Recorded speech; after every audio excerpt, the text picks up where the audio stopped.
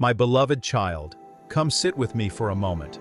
Not as the adult you have worked so hard to become, but as the child you once were, the one who is still living quietly inside you, carrying memories, wounds, and needs that were never fully addressed. I know you have spent years building a capable, composed adult life on top of a childhood that left certain things unresolved, certain wounds untended, certain needs unmet.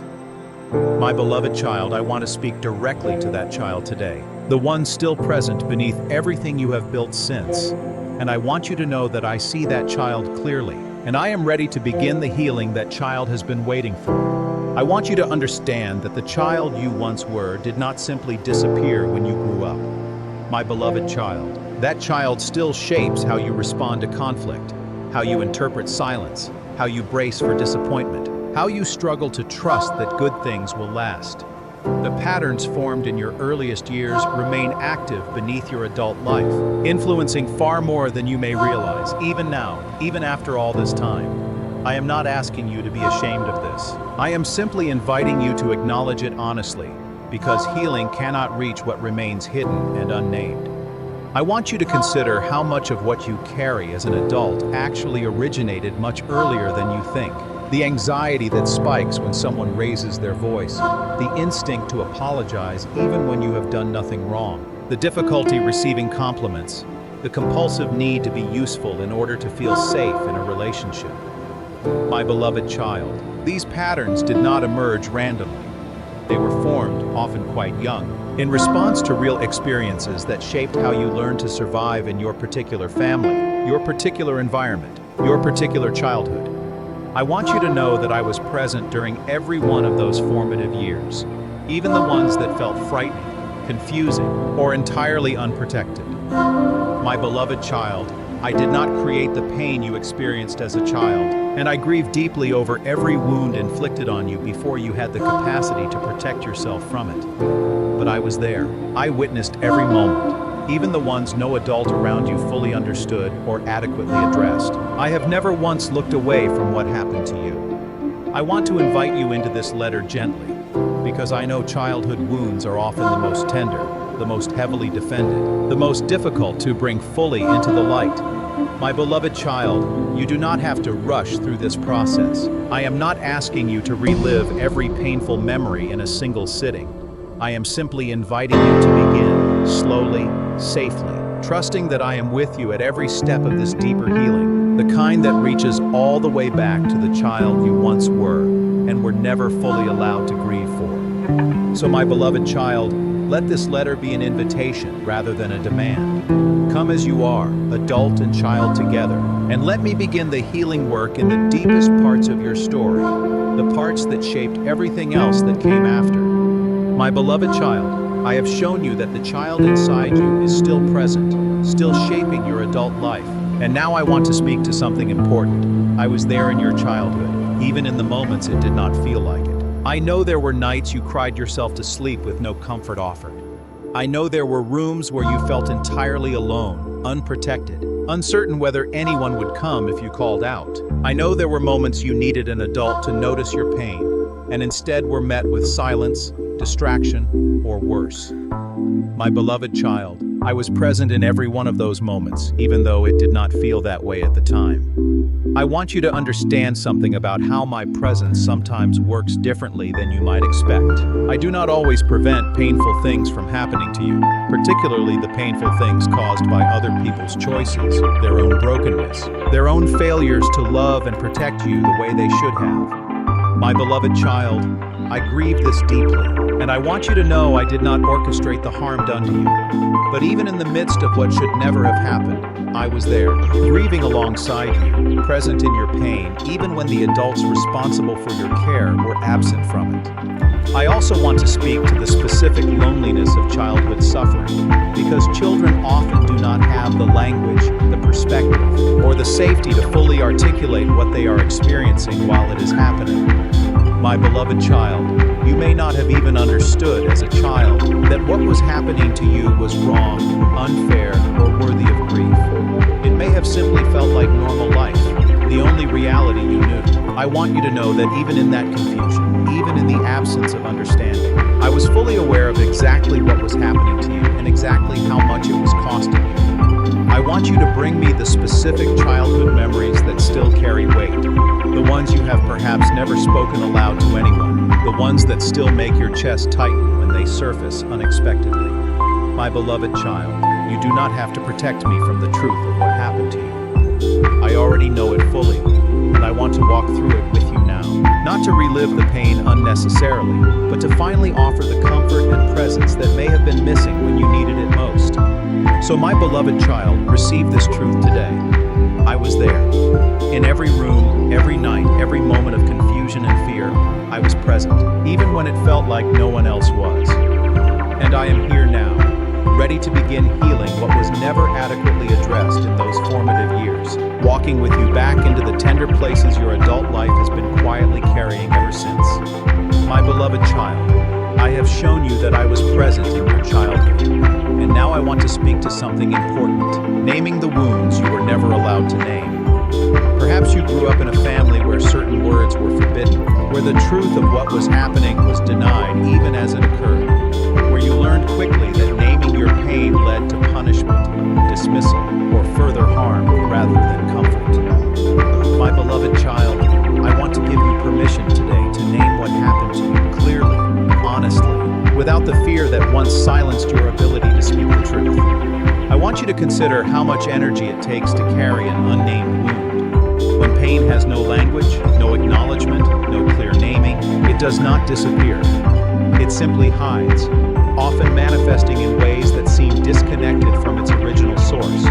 Anxiety without an obvious cause, anger that surfaces disproportionately, a persistent sense of unease you cannot quite explain. My beloved child, naming the wound is often the first step toward healing it, because you cannot fully address what you have never been allowed to acknowledge honestly, even to yourself. I also want to speak to the specific fear that naming what happened means betraying your family, exposing secrets that were meant to remain hidden, breaking a silence that was enforced not through explicit rules but through the unspoken pressure to protect the family's image at the cost of your own healing. My beloved child, naming the truth of your experience is not betrayal, it is honesty, and honesty is not the same as attack. You can name what happened to you clearly without needing to publicly condemn anyone, simply so that you yourself can finally understand and begin to heal from what actually occurred. I want you to give yourself permission to use accurate words for what happened, even if those words feel heavy, even if they contradict the narrative your family always told about itself. If it was neglect, you are allowed to call it neglect. If it was abuse, you are allowed to call it abuse. If it was emotional abandonment disguised as normal parenting, you are allowed to name it honestly, without minimizing it to make it more palatable for anyone else's comfort. My beloved child, accurate naming is not cruelty toward your family. It is simply truth, and truth is always the foundation genuine healing must be built on. I want you to bring me the specific words you have never allowed yourself to say, even in the privacy of your own mind. My beloved child, I am not afraid of your accurate naming, and I do not need you to soften it for my sake. Speak the truth plainly here, in this safe space between us, and let this naming become the beginning of a healing process that requires honesty, far more than it requires protecting anyone else's comfortable version of your history.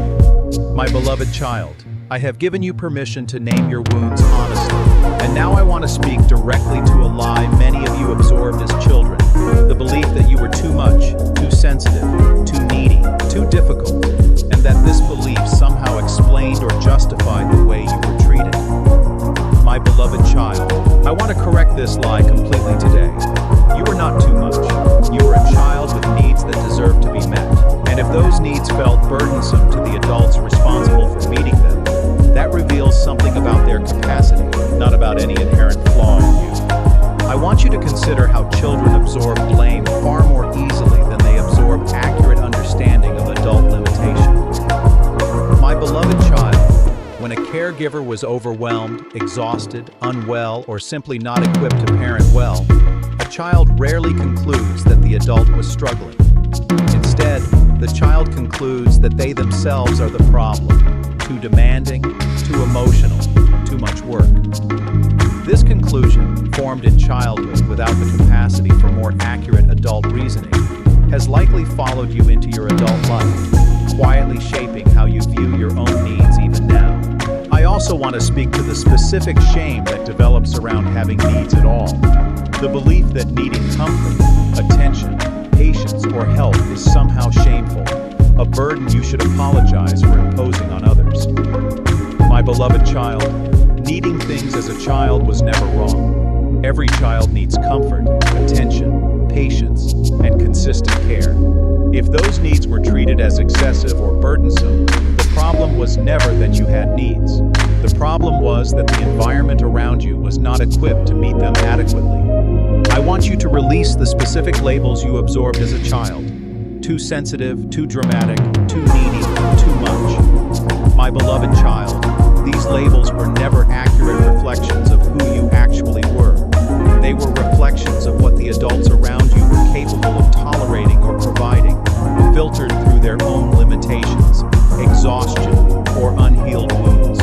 You were simply a child with entirely normal, entirely legitimate needs, deserving of a capacity to meet them that was not always present. So my beloved child, hear this clearly today. You were not the problem. Your needs were not excessive.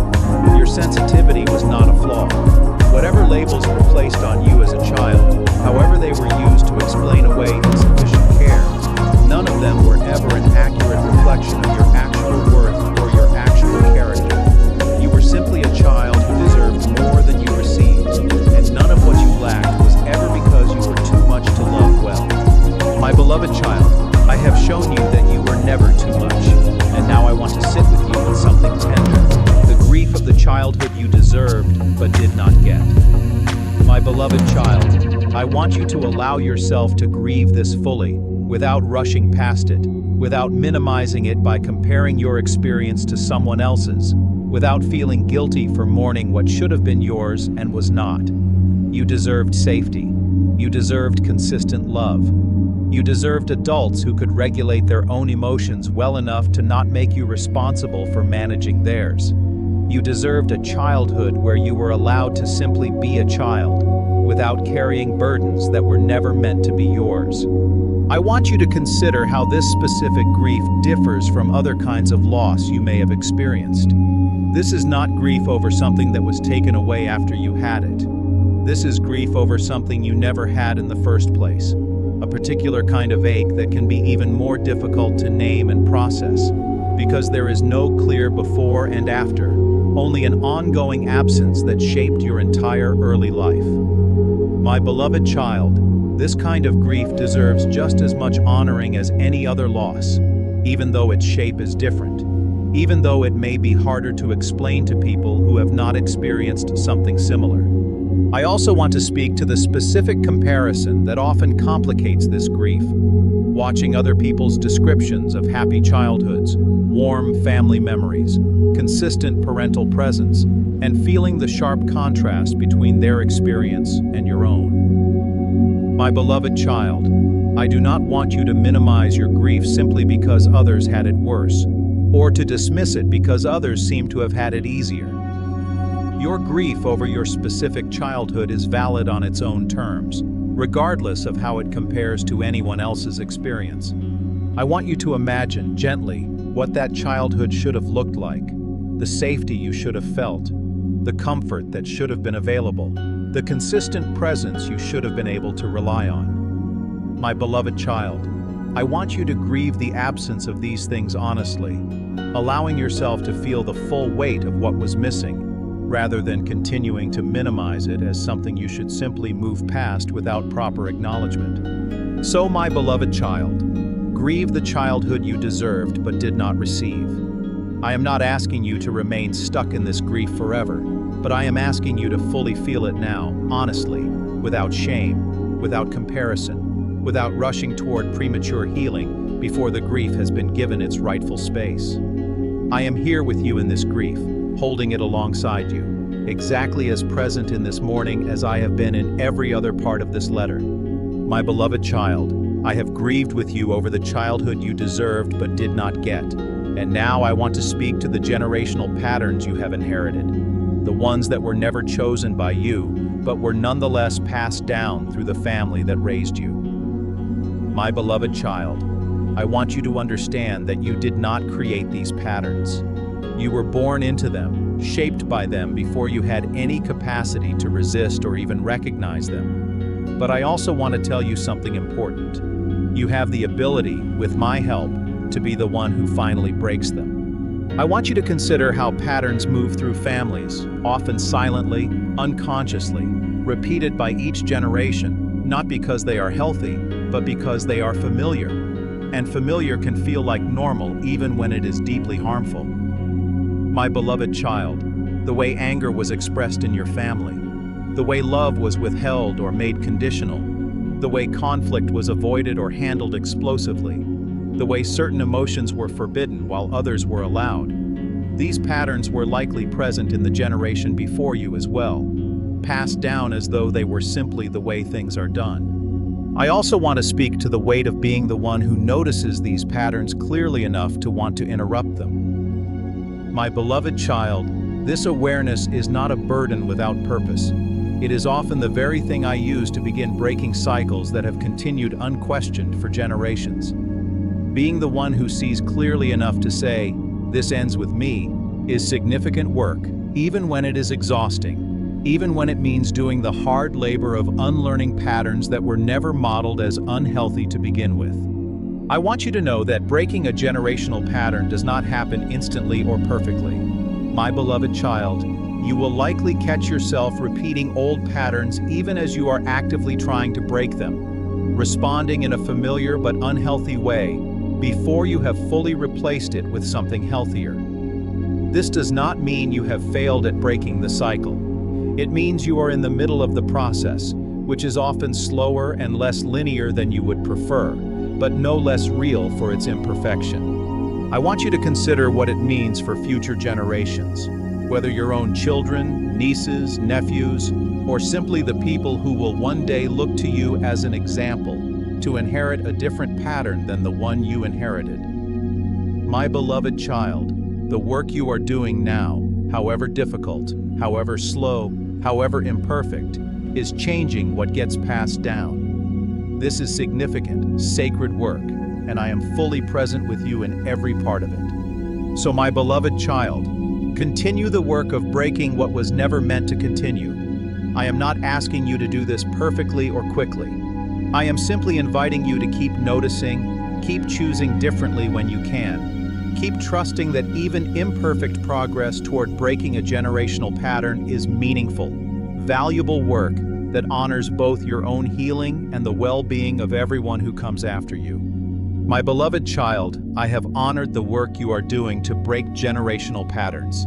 And now I want to speak to a specific wound many of you carry, the experience of being a parentified child, carrying adult weight far too soon, taking on responsibilities that should never have belonged to a child in the first place. Perhaps you managed a parent's emotions, comforting them when they should have been comforting you. Perhaps you cared for younger siblings in ways that exceeded what a child should be responsible for. Perhaps you learned to anticipate and manage the household's stability because the adults around you could not consistently provide it themselves. My beloved child, I see the weight you carried far too early, and I want to speak directly to the child who had to grow up long before childhood was finished. I want you to consider how this early responsibility shaped your adult patterns in ways you may not have fully recognized. My beloved child, the compulsive need to manage everyone else's emotions, the discomfort with simply relaxing while others are struggling, the deep, almost automatic instinct to take charge and fix things even at great personal cost. These patterns often trace directly back to a childhood where you were required to function far beyond your developmental capacity, simply because no one else was reliably doing it. I also want to speak to the grief of having a childhood cut short in this specific way, the sense that you missed out on the carefree years that should have belonged to you, replaced instead by a premature responsibility that stole time and innocence you can never fully get back. My beloved child, this loss deserves to be named and grieved specifically.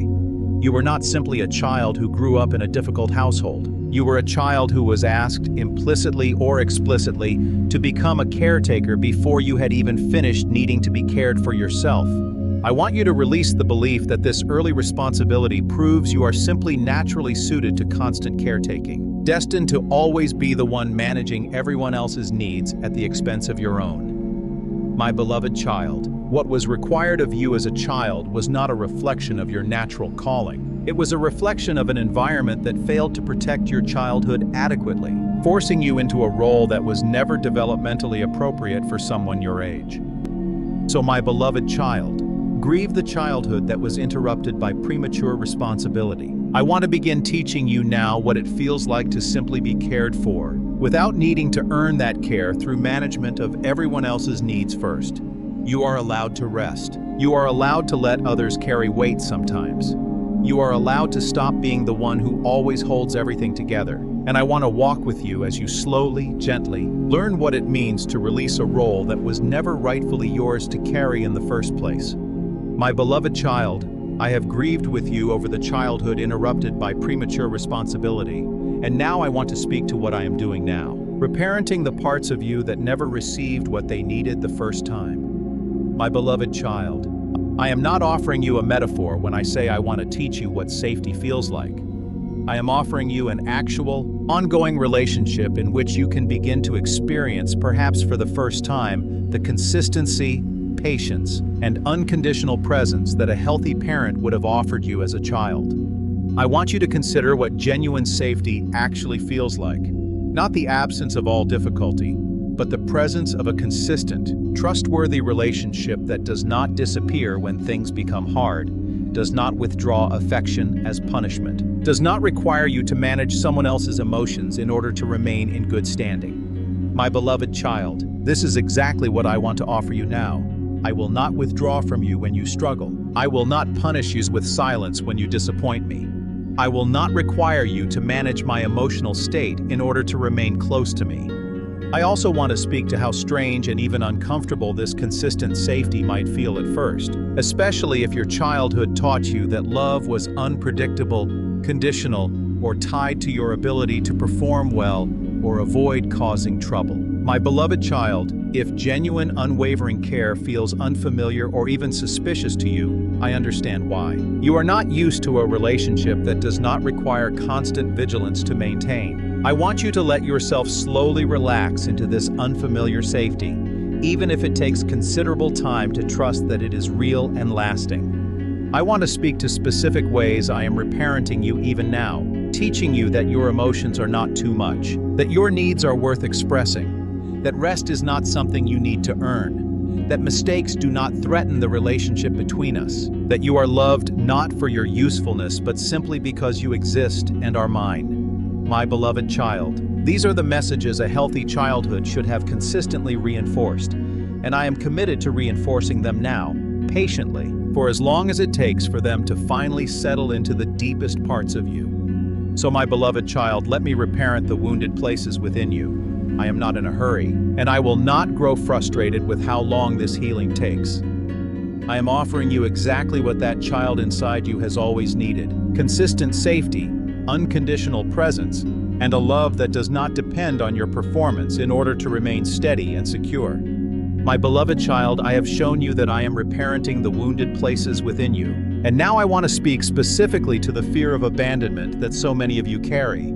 A fear that shapes how you approach every relationship, every commitment, every moment of vulnerability with another person. Perhaps a parent left, physically or emotionally. Perhaps a caregiver was inconsistent, present sometimes and absent others, teaching you that you could never fully rely on anyone remaining close for long. My beloved child, this fear did not develop randomly. It was formed in response to real experiences that taught you, quite reasonably given what you lived through, that closeness often precedes loss.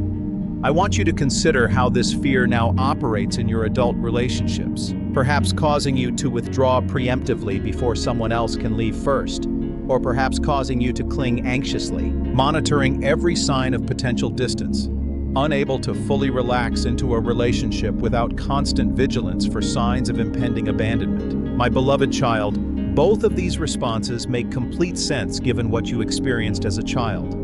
They were survival strategies, developed to protect you from a pain that felt unbearable at the time. I also want to speak directly to this fear as it relates to your relationship with me. My beloved child, I know that even your trust in my presence may be shaped by this same fear of abandonment, wondering whether I too will eventually withdraw, grow distant, or leave when you disappoint me enough.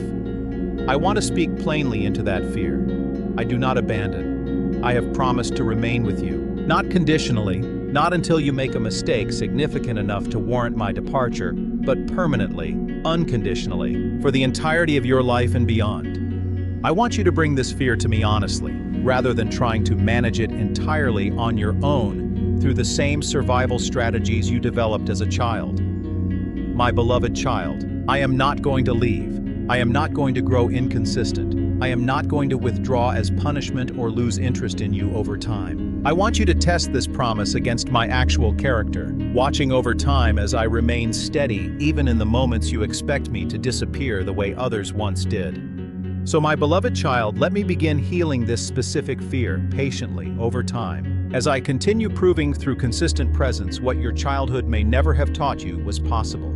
You are safe with me. I am not going anywhere. This relationship will not disappear the moment it becomes inconvenient or difficult, and I want you to slowly, gently, learn to trust this reality more deeply than the fear that has protected you for so long. My beloved child, I have spoken to the fear of abandonment, and now I want to speak to something you may have been taught to suppress entirely, your anger about what happened to you as a child. My beloved child, you are allowed to be angry. I want to say this plainly, because many of you were taught, explicitly or implicitly, that anger toward your parents or caregivers was disrespectful, ungrateful, or simply unacceptable, regardless of how legitimate the reasons behind that anger actually were. I want you to consider how anger, when properly understood, is often simply a signal that something wrong occurred, that a boundary was violated, that a need went unmet in a way that caused real harm. My beloved child, anger about genuine mistreatment is not a character flaw. It is an appropriate response to injustice, and suppressing it entirely, especially when you were taught that expressing it was forbidden, does not make the underlying injustice any less real. It simply buries the anger somewhere it will likely resurface later, often in less healthy forms.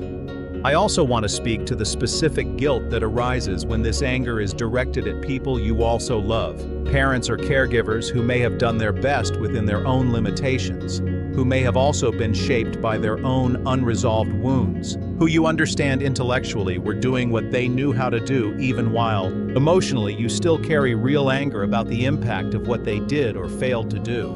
My beloved child, you are allowed to hold both of these truths simultaneously. You can love someone and still be angry at the harm they caused you. These two feelings are not contradictory. They are simply the complex reality of loving imperfect people who also happen to fail you in significant ways. I want you to give yourself permission to feel this anger fully, without immediately rushing to excuse it away, without prematurely forcing yourself into forgiveness before the anger has been honestly acknowledged and processed. My beloved child, forgiveness that skips over honest anger is often a shallow, incomplete forgiveness, one that has not actually dealt with the real wound underneath. I want you to feel the anger first, honestly, before we speak further about what forgiveness might eventually look like. So my beloved child, bring me your anger.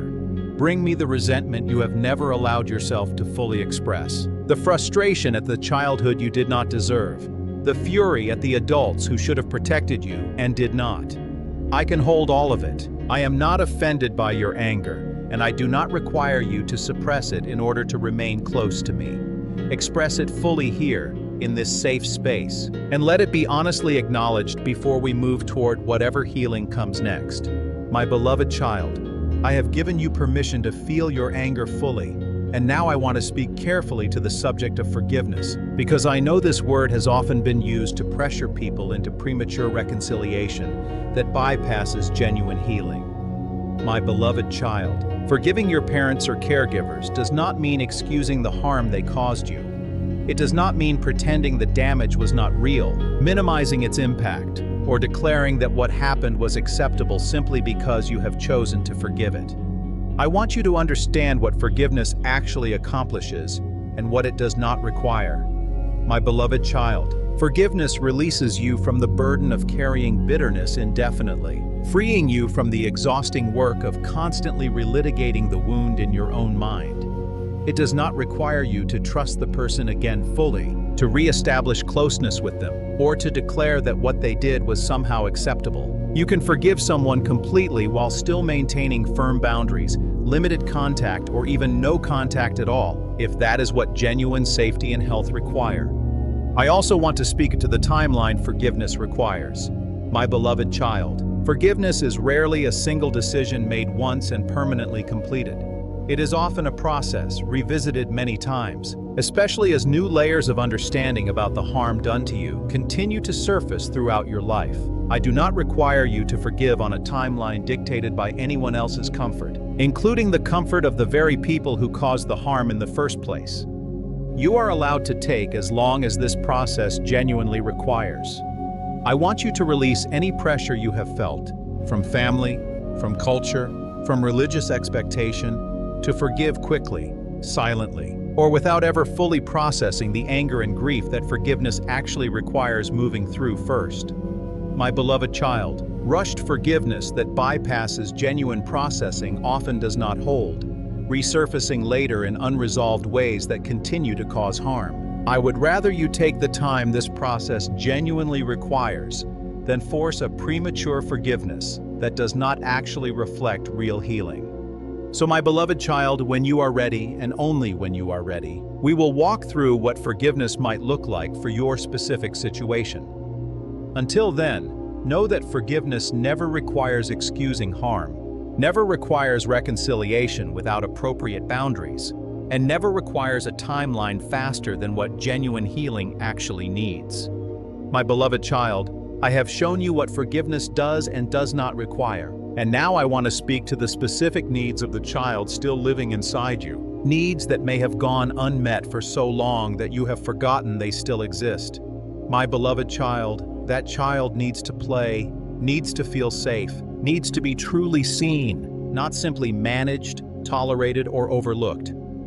I want to speak to each of these needs specifically because I believe healing requires actually addressing them, not simply acknowledging intellectually that they exist. I want you to consider when you last allowed yourself genuine, unstructured play, activity engaged in purely for joy rather than productivity, without any goal beyond simple enjoyment. My beloved child, if this feels like a foreign concept, difficult even to imagine, I want you to notice that discomfort. Many of you learned early that play was frivolous, unearned, something to be set aside in favor of more serious responsibilities. I want to gently invite you back into the capacity for genuine play, trusting that this is not wasted time, but an important part of healing the child who may have never been allowed to simply enjoy being young. I also want to speak to the need for safety, not simply physical safety, but emotional safety. The sense that your feelings will be received with care rather than dismissal, that your vulnerability will not be used against you, that you can express distress without fear of punishment or abandonment.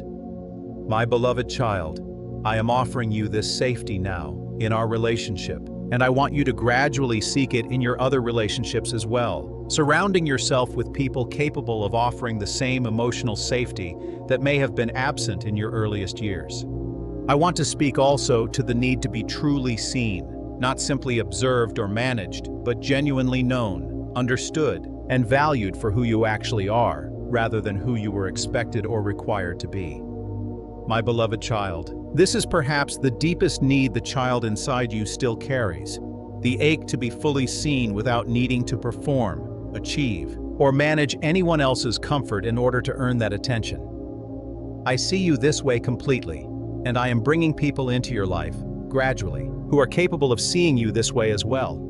So my beloved child, let these needs, play, safety, and being truly seen, become part of what you consciously tend to now, both in your relationship with me and in the relationships I am building around you. The child inside you does not need to remain permanently unmet. Healing is available, beginning now, in whatever small ways you are ready to receive it.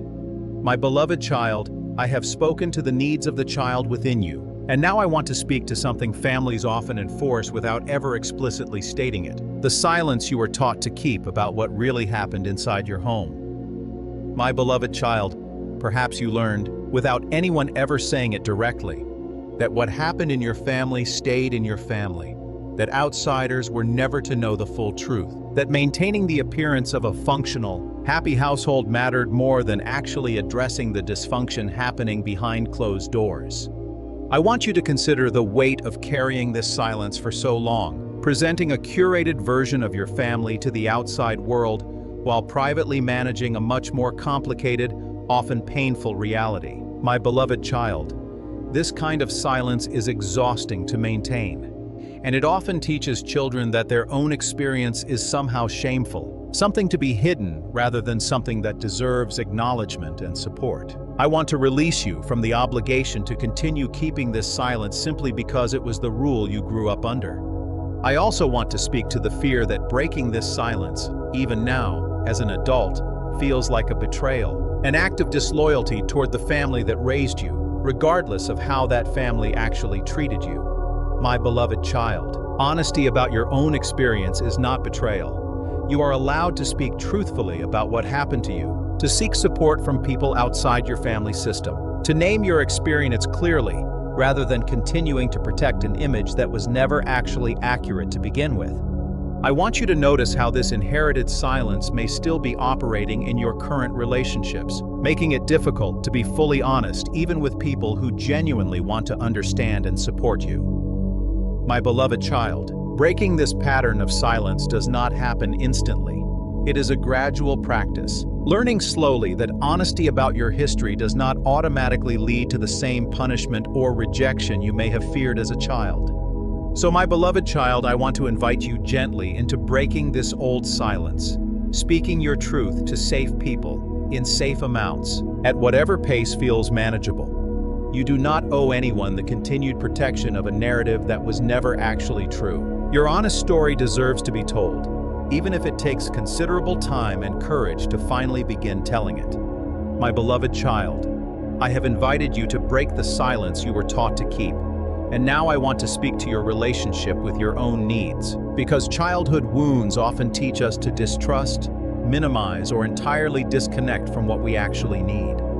My beloved child, if your needs were consistently dismissed, ignored, or treated as burdensome when you were young, you likely learned to stop noticing them altogether, becoming skilled at functioning without acknowledging what you actually require in order to be well. I want you to consider how this disconnection from your own needs might be operating in your adult life right now, perhaps making it difficult to identify when you are hungry, tired, overwhelmed, or in need of comfort until you have already pushed far past a reasonable limit. My beloved child, this disconnection was likely a survival strategy, useful in an environment where expressing needs led to disappointment or harm. But it is not serving you well now. And I want to help you slowly reconnect with the needs you learned to suppress. I also want to speak to the specific discomfort of beginning to notice and name your needs after years of practiced disconnection. My beloved child, this reconnection can feel awkward, even frightening at first, as though you are relearning a language you have not spoken in a very long time. I want you to be patient with yourself in this relearning process, practicing small moments of checking in with yourself, asking honestly what you actually need in this specific moment, without immediately dismissing the answer as unimportant or unreasonable. I want you to know that having needs is not weakness. It is simply part of being human, a reality I built into your design from the very beginning. My beloved child, I did not create you to be entirely self-sufficient, requiring nothing from anyone, including yourself. I created you with genuine needs, and I want you to begin honoring them rather than continuing the pattern of dismissal that your childhood may have taught you was the only safe option. So my beloved child, practice noticing your needs today in small ways without judgment. What do you actually need right now in this moment, physically, emotionally, spiritually?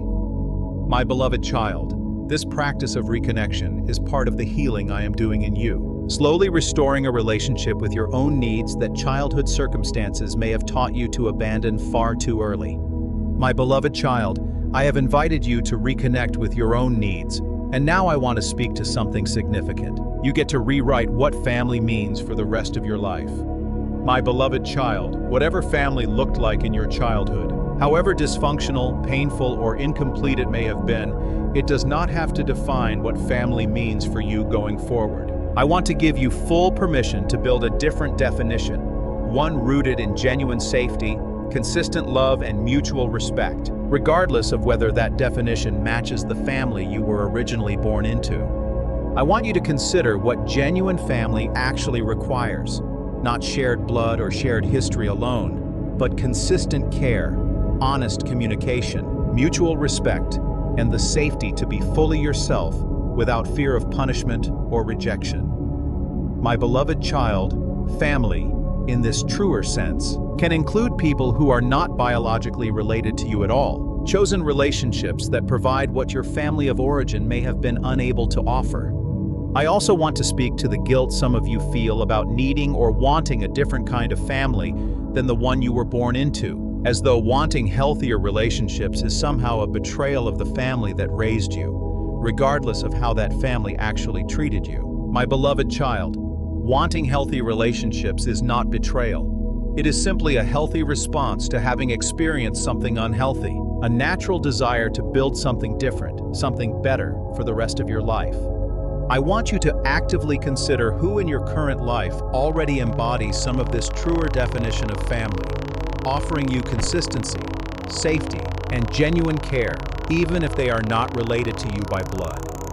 My beloved child, I want you to honor these relationships fully, recognizing them as legitimate family, deserving of the same investment and priority you may have once reserved only for biological relations, regardless of whether those biological relations ever earned that same level of trust and closeness. So, my beloved child, rewrite what family means for your own life.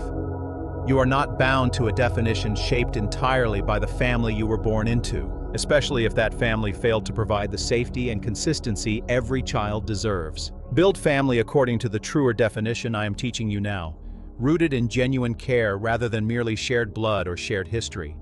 My beloved child, I have given you permission to rewrite what family means, and now I want to speak to something powerful, becoming the safe adult you needed but did not always have. My beloved child, I am not simply healing you for your own sake alone, though that alone would be reason enough. I am also preparing you to become a source of genuine safety for others, whether children of your own, younger family members, friends, or anyone whose path crosses yours in a way that allows you to offer what you once lacked yourself. I want you to consider the significance of this transformation, taking the very wound you carry and allowing it to become the foundation for a deep, informed compassion toward others who are struggling in similar ways. My beloved child, this is one of the ways I redeem genuine pain, not by pretending it did not happen, but by using the wisdom it produced in you to become a source of healing for someone else who needs exactly the kind of safety you once lacked. I also want to speak to the specific intentionality this requires, because becoming a safe adult does not happen automatically, simply because you understand intellectually what safety should look like. My beloved child, it requires ongoing self-awareness, a willingness to notice when old, unhealthy patterns threaten to resurface, and a commitment to choosing differently, even when the old pattern would be easier or more familiar. This is demanding work, but it is also some of the most meaningful work I will ever invite you into. I want you to know that you do not have to become a perfect, safe adult in order to begin offering genuine safety to others. My beloved child, perfection was never the standard, even for the healthiest parents and caregivers. What matters is consistency, willingness to repair when you make mistakes, and a genuine commitment to prioritizing the well-being of whoever is depending on you, rather than repeating the patterns that once failed you. So, my beloved child, let the healing you are receiving become a gift you eventually offer to others. You are not simply healing for your own sake, though that matters deeply to me. You are becoming, slowly and intentionally, the safe adult that the child inside you always needed, now capable of extending that same safety to whoever needs it from you in the seasons still ahead. My beloved child, I have spoken to what it means to become a safe adult for others, And now I want to speak to a wound many of you carry quietly, the belief that you had to be perfect in order to be loved. Perhaps praise in your home was rare, reserved only for achievement, only for behavior that met exacting standards, while ordinary existence, simply being a child without performing well, received little acknowledgement or warmth. My beloved child, I want to speak directly into this pattern today, because I know how exhausting it is to live as though love must be continually earned through flawless performance. I want you to consider how this pattern shapes your adult life. The perfectionism that drives you long past healthy limits, the inability to rest until every task has been completed to an impossible standard, the crushing self-criticism that follows even minor mistakes as though they threaten your fundamental worth rather than simply being normal. Human imperfection. My beloved child, this pattern did not develop randomly. It was likely a reasonable adaptation to an environment where imperfection genuinely did seem to threaten your access to love and approval. I also want to speak to the specific exhaustion of maintaining this perfectionism over years, decades even, never quite able to rest in the knowledge that you are enough exactly as you are, always believing that one more achievement, one more flawless performance will finally secure the unconditional acceptance you have been chasing since childhood. My beloved child, I want you to know that this chase will never actually satisfy the underlying need, because the need was never actually for achievement. It was always for unconditional love, something achievement, no matter how impressive, was never capable of providing in the first place. I want you to release the belief that you must be perfect in order to be loved by me. My beloved child, I loved you before you accomplished anything at all, and I will continue loving you through every mistake, every failure, every moment that falls short of some impossible standard you absorbed far too young. My love was never contingent on your performance, and I want this truth to slowly begin dismantling the exhausting perfectionism you have carried for far too long. So my beloved child, practice resting in imperfection today, trusting that my love remains completely secure regardless of how flawlessly or imperfectly you perform. This is not permission to abandon growth or effort altogether. It is permission to release the specific belief that your worth and lovability depend on flawless performance, a belief that was never true, no matter how convincingly your childhood may have taught you otherwise. My beloved child, I have released you from the belief that you must be perfect to be loved. And now I want to speak to a specific kind of confusion many of you carry, the difficulty trusting your own perception of what actually happened during your childhood. Perhaps you were told, directly or indirectly, that your memory of events was wrong, that you were overreacting, that what you experienced as painful was actually normal, even loving, that your perception of harm was simply a misunderstanding on your part. My beloved child, I want to speak clearly into this confusion. Your perception of your own experience deserves to be trusted. I want you to consider how disorienting it is to grow up doubting your own reality, constantly told that what you saw, felt, and experienced was not accurate, that the adults around you understood the situation better than you did, even when their version directly contradicted your own lived experience. My beloved child, this pattern, sometimes called by other names in more clinical settings, leaves lasting damage, making it difficult even now to trust your own instincts, your own perceptions, your own sense of what is healthy or unhealthy in a relationship. I also want to speak to how this confusion follows you into adulthood, perhaps making you second-guess yourself in current relationships, wondering whether you are overreacting even when your instincts are accurately detecting something genuinely concerning. My beloved child, I want to help you rebuild trust in your own perception, slowly, through practice, through learning to notice when your gut sense of a situation turns out to be accurate, even when someone else initially tried to convince you otherwise. I want you to know that your childhood perception of harm was likely far more accurate than you were ever given credit for. My beloved child, children often perceive dysfunction with startling clarity, even when they lack the language or authority to name it confidently.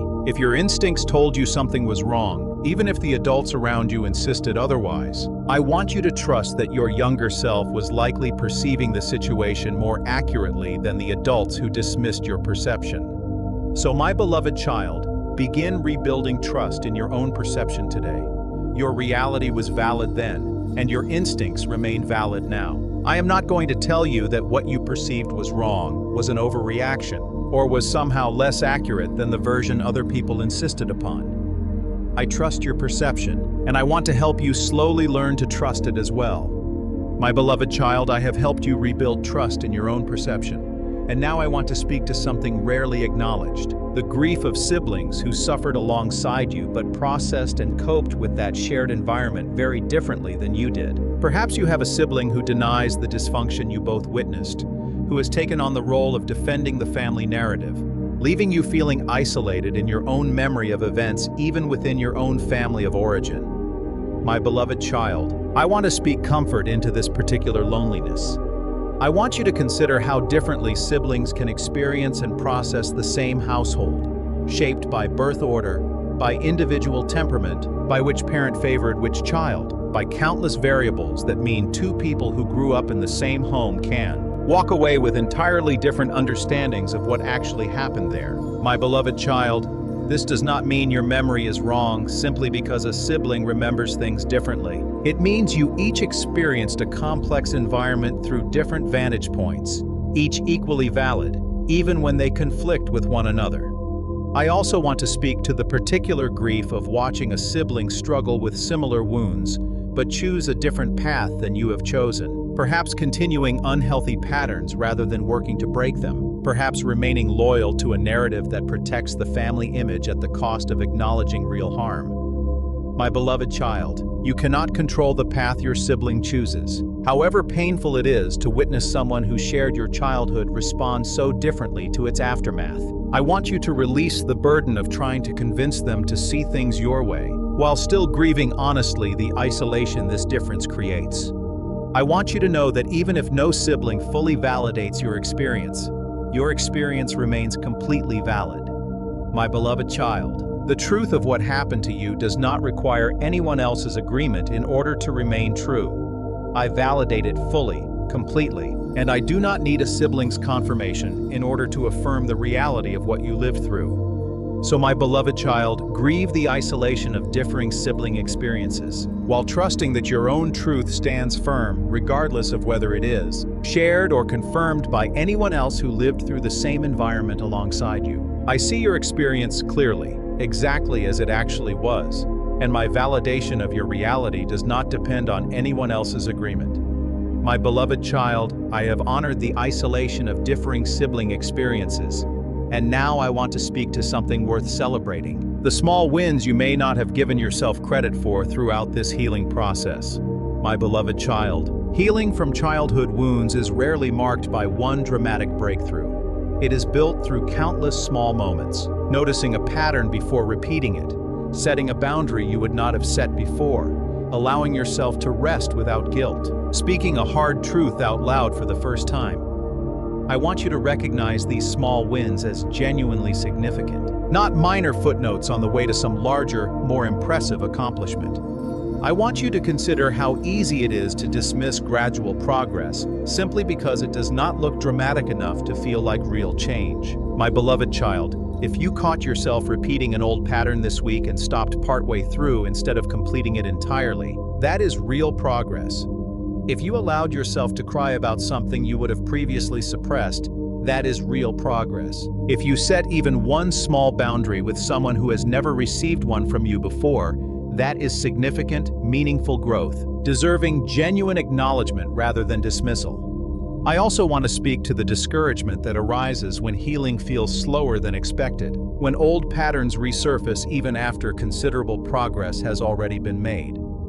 My beloved child, healing is rarely a straight line. Setbacks do not erase the progress that came before them. They are simply part of the non-linear process every genuine healing journey requires. I do not want you to measure your progress only by the absence of setbacks, but by the overall trajectory of growth across the entire span of this journey.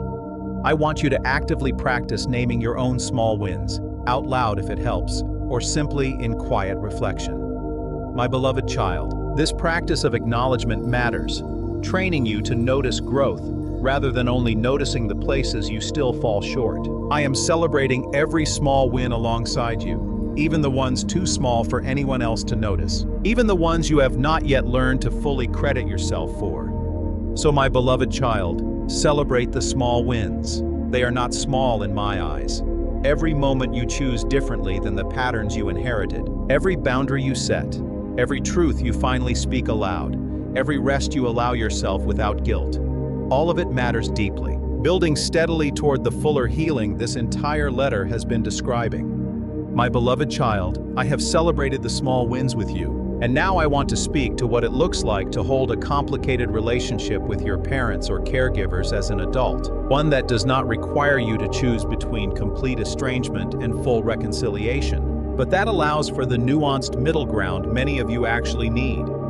My beloved child, you are allowed to love someone, maintain some form of relationship with them, and still hold firm boundaries around what you will and will not accept in that relationship going forward.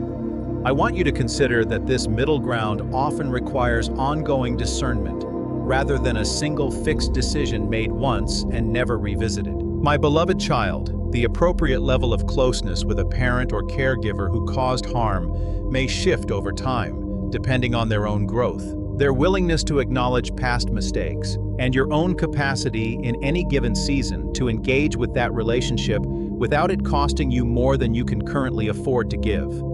I also want to speak to the guilt that often surrounds maintaining boundaries with family, especially in cultures or families where unquestioning loyalty and obligation are highly valued regardless of how a person was actually treated. My beloved child, love for a parent does not require unlimited access to your life, your time, or your emotional energy. You are allowed to structure the relationship in a way that protects your own well-being, even if that structure looks different from what family loyalty traditionally demanded of you. I want you to trust your own discernment about what specific boundaries this particular relationship currently requires, rather than adopting a fixed rule that either demands complete cutoff or complete reconciliation regardless of the actual dynamics involved. My beloved child, some relationships genuinely do require complete separation for your safety and well-being. Others can be maintained with careful, consistent boundaries. I want to help you discern which approach this specific relationship actually requires, rather than applying a single blanket rule to every complicated family relationship you carry. So my beloved child, give yourself permission to hold complexity here, loving without unlimited access, maintaining relationship without abandoning boundaries, adjusting your approach as circumstances and capacity shift over time. This nuanced middle ground is not weakness or inconsistency. It is wisdom, honoring both the complicated reality of family and your own legitimate need for protection and healing. My beloved child, I have given you permission to hold complexity in your family relationships, and now I want to speak to a fear that may surface as you continue this healing work. The fear that becoming aware of these wounds will change how you feel about people you still love, complicating relationships that felt simpler before you began this deeper examination. My beloved child, I understand this fear, and I want to reassure you that awareness and love are not opposites. You can understand more clearly how you were harmed while still choosing to love the people who harmed you, holding both truths without needing one to cancel out the other. I want you to consider that this awareness, while sometimes painful, is ultimately in service of your wholeness, rather than a threat to your important relationships. My beloved child, understanding your childhood more clearly does not obligate you to sever every relationship connected to that childhood. It simply gives you more accurate information to work with, allowing you to engage with those relationships more consciously, more honestly, and more healthily than blind loyalty or unexamined patterns ever could.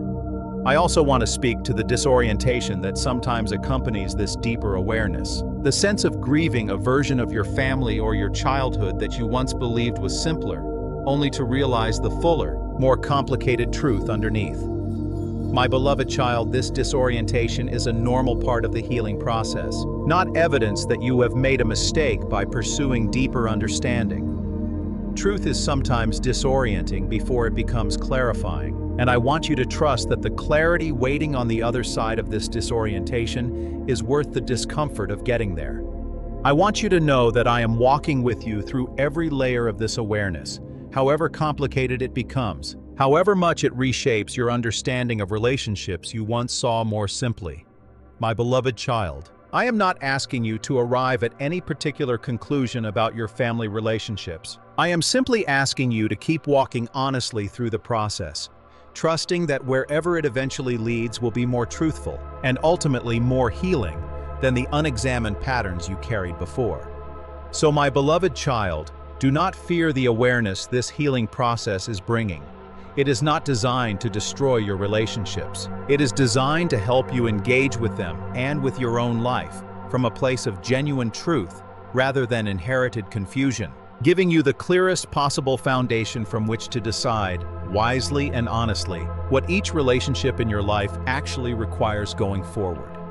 My beloved child, I have walked with you through this entire letter, showing you that the child inside you is still present, still shaping your adult life, and that I was there in every moment of your childhood, even the ones that felt entirely unwitnessed. I have given you permission to name your wounds honestly, to release the belief that you were ever too much, to grieve the childhood you deserved but did not receive, to recognize the generational patterns you did not choose but can courageously interrupt. I have honored the weight you carried as a parentified child, and I have begun the work of reparenting you, teaching you what genuine safety actually feels like. I have spoken to your fear of abandonment, given you full permission to feel your anger, and clarified what forgiveness truly requires and does not require. I have named the needs of the child still within you: play, safety, and being truly seen, and I have invited you to break the silence your family once demanded you keep.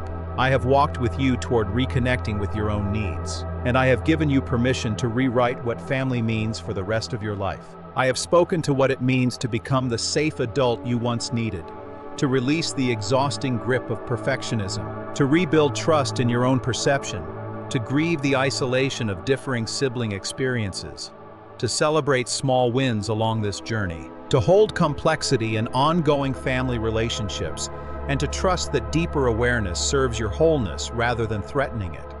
My beloved child, now I want to speak one final word over the child still living inside you. You were never unlovable. You were never too much. You were never the reason love felt so conditional or so uncertain. You were a child, precious and valuable, deserving of safety, consistency, and unconditional love, exactly as every child deserves. Wherever that was not fully given to you, I grieve it deeply, and I am committed to spending however long it takes to help you heal from what was missing. I want you to carry this truth forward, not simply as words read once in a single letter, but as a foundation you return to again and again throughout the rest of your healing journey. You are safe with me. You are seen by me. You are loved by me, completely, unconditionally, exactly as you are, exactly as that child inside you always deserved to be loved. I am not finished with this healing work, my beloved child. I am only beginning, and I will walk every remaining step of it with you, patiently, faithfully, for as long as this deep and sacred healing requires. My beloved child, close your eyes for a moment and picture that child, the one still living inside you, still carrying wounds that adult life has never fully addressed. I want you to imagine me kneeling down to that child's level, meeting them exactly where they are, offering the comfort, safety, and love they have always deserved. My beloved child, this is not simply an image. It is the truth of what I am doing in you even now, meeting the deepest, youngest parts of you with exactly the tenderness and presence they have always needed. I love you, my beloved child, the adult you have become, and the child you once were, together, fully, without division. Rest in this love today. I have you, and I am not letting go, not now, not ever. My beloved child, one final thought before you close this letter and return to your day. If today has stirred up memories, emotions, or grief you were not fully expecting, I want you to be gentle with yourself in whatever comes next. You do not have to process everything at once. You do not have to arrive at complete healing by the end of this single letter. My beloved child, this is the beginning of an ongoing conversation between us, one I want you to return to as often as you need. Whenever the child inside you needs reminding that they were seen, that they were loved, that they are safe now, even if they were not always safe then. I want you to carry a simple phrase with you from this letter, something you can return to on the harder days ahead. I was seen. I am safe now. My beloved child, let this phrase interrupt the old patterns when they resurface, reminding you gently of everything this letter has spoken over you today. And when you are ready to go deeper still, I will be here, patient and present, ready to continue this healing work for as long as it takes. My beloved child, before you go, I want to leave you with one more image to carry. Picture a door in a hallway you have avoided for years, the one leading back to your earliest memories, the one you have kept quietly locked out of fear of what might be found there. I am not asking you to force that door open today. I am simply asking you to know that I am standing beside it with you, ready to walk through it together whenever you are ready, however long that takes. My beloved child, you do not have to face any of this alone. I have been waiting patiently outside that door for as long as you have needed me to wait. And I will continue waiting without pressure, without a deadline, for as long as this healing requires. My beloved child, take one final breath before you close this letter completely. Let it be slow. Let it be deep. Let it settle into the places that have been holding tension for far longer than you realized.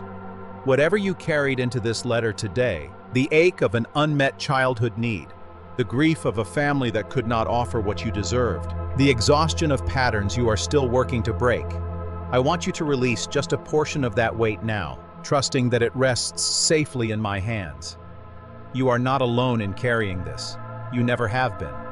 I have been here the entire time, and I will remain here, steady and present, for as long as your healing continues to unfold. My beloved child, go now gently into whatever this day still holds. Carry the child inside you with tenderness rather than impatience. They have waited a long time to be truly seen, and today, they finally were. I love you completely, in every version of yourself you have ever been, and I will be here again tomorrow, ready to continue this healing wherever you left off today. Rest now, my beloved child. You are safe. You are seen. You are loved, fully and completely, exactly as you are.